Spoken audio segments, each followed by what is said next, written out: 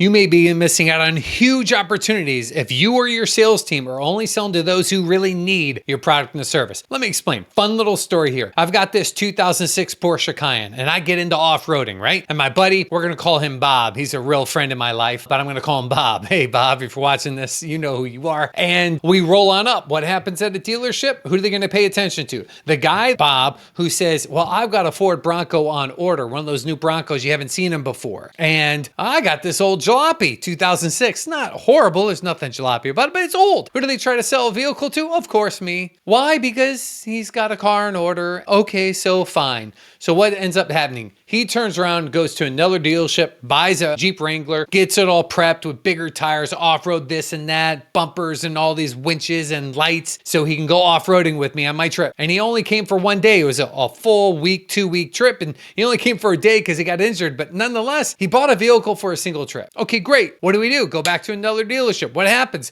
I'm talking about that Bronco. It's finally come out. Looks kind of cool. He had one on order. Who do you think they try to sell one to? The guy in the 2006 Porsche Cayenne? Yes. They try to sell it to the guy that just bought another vehicle for a single event?